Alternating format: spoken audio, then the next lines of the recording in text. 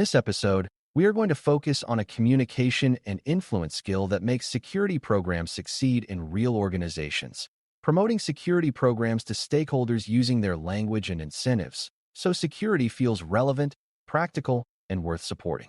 Beginners sometimes think promotion sounds like marketing, and they may worry it means exaggerating or adding fluff. But promotion in a security management context is about translation and alignment. A security program can be well designed, but if stakeholders do not understand what it is trying to accomplish, or if they see it as an obstacle that steals time from their goals, they will resist or ignore it. Stakeholders include executives, managers, technical teams, process owners, auditors, legal partners, and everyday employees, and each group views security through a different lens. Using their language means describing security in terms they already care about, such as service reliability, customer trust, cost control, operational efficiency, or legal exposure. Using their incentives means understanding what they are rewarded for, what they fear, and what trade-offs they must manage, then positioning security as a support for those realities rather than a competing demand. Promotion is not about making security sound exciting. It is about making security make sense. When you learn this skill, you help security become a shared organizational priority instead of a specialized concern that people tolerate only when forced. Before we continue, a quick note. This audio course is a companion to our course companion books.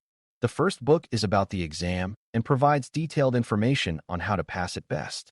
The second book is a Kindle-only ebook that contains 1,000 flashcards that can be used on your mobile device or Kindle. Check them both out at cyber.author.me in the Bare Metal Study Guide series. A useful starting point is to understand why stakeholders tune out security messages, because the reasons are often predictable and fixable. One common reason is that security language is filled with specialized terms that feel disconnected from daily work, so people hear it as noise rather than guidance. Another reason is that security messages often focus on threats and worst cases without connecting to actual decisions stakeholders must make, which can feel like fear without direction. A third reason is that security is sometimes presented as a list of restrictions rather than as a set of choices and support, which creates immediate resistance.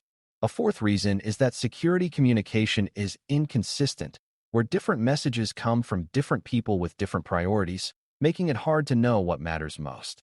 Beginners sometimes assume the solution is to repeat the message more loudly or more frequently, but repetition without relevance increases frustration. A better solution is to begin by learning what each stakeholder group values and what problems they are trying to solve, then connect security to those problems in a clear, respectful way. When stakeholders feel seen and understood, they become more open to security guidance. Openness is the first step to adoption and commitment. Using stakeholder language begins with recognizing that security has multiple legitimate frames, and different frames resonate with different audiences. For executives, security is often best framed as risk management, resilience, and trust because executives care about outcomes and accountability. For operational leaders, security can be framed as stability, fewer outages, predictable change, and reduced incident cost because they care about keeping services running smoothly.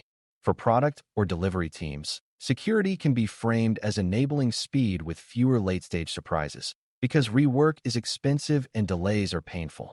For legal and compliance partners, security can be framed as meeting obligations and reducing liability because their incentives include avoiding regulatory and contractual failure. For auditors, security can be framed as evidence, consistency, and control effectiveness because their work depends on verifiable practices. For employees, security can be framed as safe, clear habits that protect both the organization and them personally, because employees want to do the right thing without being embarrassed or punished. The core security ideas do not change, but the language changes to match what the audience cares about. Beginners sometimes worry that changing language changes truth, but translation is not distortion. It is teaching, and good teaching meets the listener where they are. Incentives are the second half of the equation, and incentives are often stronger than policy in shaping behavior. Incentives include formal rewards, like performance reviews and promotions, and informal rewards, like praise, belonging, and reduced stress. They also include negative incentives, like fear of blame, fear of missing deadlines, and fear of being seen as incompetent. When security messages ignore incentives, they feel unrealistic. For example, telling a team to slow down for security review will fail if the team is punished for missing deadlines. Telling employees to report mistakes will fail if reporting leads to humiliation. Promotion that uses incentives means showing how security helps stakeholders succeed within their incentive environment. For a delivery team, security can reduce late-stage rework and reduce emergency incidents that destroy schedules. For managers, security can reduce unexpected disruptions that cause overtime and conflict. For executives, security can reduce the risk of reputational harm and public incidents that create lasting damage. For compliance partners, security can reduce audit findings and the frantic evidence chase that follows. For employees, security can reduce the chance of being the person who accidentally caused harm. When you connect security to incentive relief, stakeholders listen because you are not asking them to sacrifice their success. You are helping them protect it. A practical way to promote a program without sounding like a sales pitch is to focus on concrete outcomes and predictable routines. Many stakeholders dislike big, abstract promises, but they appreciate clear expectations and steady progress. For example, instead of saying we are improving security, you might explain that the program will create consistent access reviews, clearer incident coordination, and more reliable monitoring that reduces surprises. Instead of saying we need everyone to care about security, you might explain that the program will make secure behavior easier by improving processes and clarifying who approves what. This style feels grounded and respectful. It also reduces anxiety because stakeholders can picture what will change and what will stay the same. Beginners sometimes fall into dramatic language about threats, but dramatic language can create fatigue, especially for leaders who hear about risks all day. A calmer, outcome-focused tone often works better for durable support. When stakeholders understand the program as a set of reliable improvements, they are more likely to commit because they can imagine the benefits. Promoting security becomes a conversation about operational maturity rather than fear. Another important part of stakeholder promotion is recognizing that different stakeholders perceive cost differently. Cost is not only budget, it is also time, friction, and cognitive load. A program can fail if stakeholders believe it will add endless steps, meetings, and approvals. Promotion should therefore include a clear message about how the program will manage friction. For example, you might explain that the program will standardize baselines to reduce repeated debates, integrate security checks into existing workflows to avoid separate processes, and use clear decision boundaries so teams know when review is needed. This helps stakeholders see that security is trying to be efficient, not heavy. Beginners sometimes avoid discussing cost because it feels like admitting security has downsides, but acknowledging cost is actually a credibility builder. When you acknowledge cost and explain how the program will reduce unnecessary drag, stakeholders trust you more. Trust leads to cooperation, and cooperation is essential for adoption. Promotion that ignores cost invites suspicion. Promoting security also requires choosing the right messengers, because in organizations, who says something often matters as much as what is said. If security is the only voice promoting the program, some groups may see it as security pushing its own agenda. If respected leaders and peer champions also promote the program, the message feels more legitimate. For example, an operational leader explaining that standardized monitoring reduced outages can be more persuasive to other operational leaders than a security leader saying the same thing. A project leader explaining that early security involvement prevented rework can be persuasive to delivery teams. This is not manipulation. It is social proof, and social proof helps programs become normal. Beginners sometimes assume the best communication comes from the security expert, but the best communication often comes from the person whose incentives match the audience's incentives. Building a network of champions is therefore part of promotion.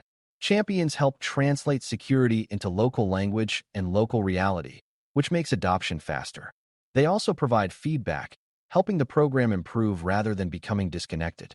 It is also important to handle skepticism directly, because stakeholders may have experienced security programs that were inconsistent, punitive, or unhelpful.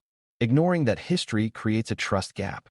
A mature promotion approach acknowledges past pain and explains what will be different, such as clearer expectations, faster response, better integration into workflows, and more consistent exception handling. This acknowledgement should be respectful and focused on improvement rather than blame. Stakeholders also want to know how success will be measured, because measurement signals seriousness and accountability. If you can explain a small set of meaningful measures, like reduced incident impact, improved response times, fewer repeat issues, and smoother compliance evidence, stakeholders can see how the program will be judged. This makes the program feel real rather than performative. Beginners sometimes fear metrics because metrics can reveal shortcomings, but metrics also demonstrate honesty and a desire to learn. Honesty is persuasive because it builds trust. When you combine acknowledgement of concerns with a credible plan and measurable outcomes, skepticism often turns into cautious support. Finally, promotion must be continuous and adaptive because stakeholders change, priorities shift, and programs evolve. Continuous promotion does not mean constant announcements. It means ongoing alignment. As the program delivers improvements, communication should highlight those improvements in stakeholder language, such as fewer outages, smoother audits, or faster approvals. As the program encounters friction, communication should show responsiveness, such as adjustments to processes or better guidance. Continuous promotion also means reinforcing the idea that security is a shared responsibility with clear roles, not a demand for everyone to become a security expert. When stakeholders feel that the program respects their time and supports their success, they remain committed even when security work is inconvenient. Adaptive promotion also means tailoring messages as organizational priorities change, such as shifting emphasis toward resilience during periods of operational stress or toward data protection during periods of increased privacy scrutiny. This flexibility keeps the program relevant. When relevance stays high, commitment stays durable. In conclusion, promoting security programs to stakeholders using their language and incentives is about translation, relevance, and trust, not hype or fear. Stakeholders support programs when security is explained in the outcomes they care about, such as reliability, trust, efficiency, and compliance, and when security is positioned as helping them succeed rather than competing with their goals. Understanding incentives allows security leaders to connect program benefits to what stakeholders are rewarded for and what pressures they face, reducing resistance and increasing adoption. Clear, concrete communication about routines, friction management, and measurable outcomes builds credibility and prevents the program from being seen as vague or punitive. Using respected messengers and champions strengthens legitimacy, while acknowledging skepticism and responding to feedback builds trust over time.